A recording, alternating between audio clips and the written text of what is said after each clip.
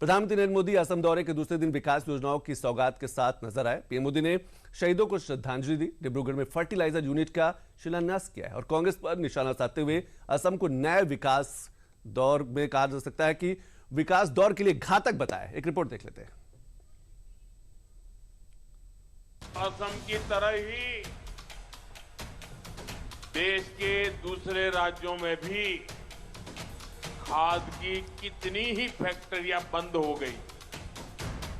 आप याद करिए तब किसानों के क्या हालत थे।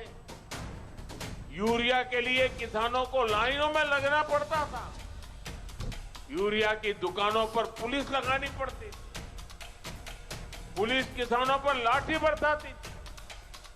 भाइयों बहनों, कांग्रेस ने जिन हालातों को बिगाड़ा था, हमारी सरकार उन्हें सुधारने के लिए एड़ी चोटी की ताकत लगा रही है।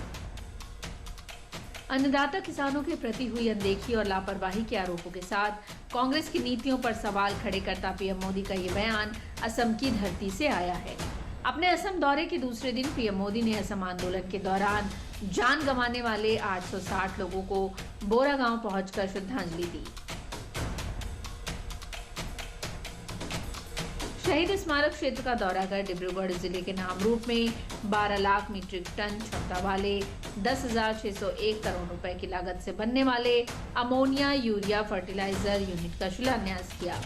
इस दौरान पीएम ने पिछली सरकारों पर निशाना साधते हुए असम की जनता के लिए मोदी सरकार की प्रतिबद्धता और कृतज्ञता को दोहराते हुए बढ़ते विकास अवसरों की शुभकामनाएं दी। आधुनिक इंफ्रास्ट्रक्चर का निर्माण, सेमीकंडक्टर, उसकी मैन्युफैक्चरिंग, कृषि के क्षेत्र में नए अवसर, टी गार्डन और उनके वर्कर्स की उन्नति, पर्यटन में बढ़ती संभावनाएं, असम हर क्षेत्र में आगे बढ़ रहा है।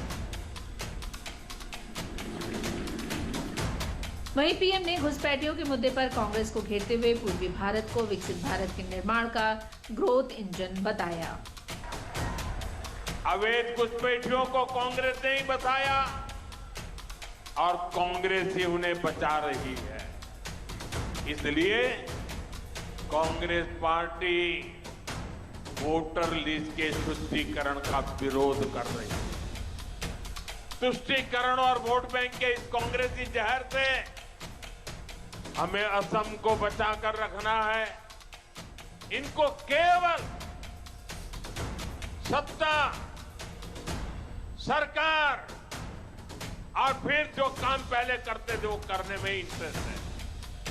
इसलिए इन्हें अवैध बांग्लादेशी घुसपैठिए ज्यादा अच्छे लगते हैं।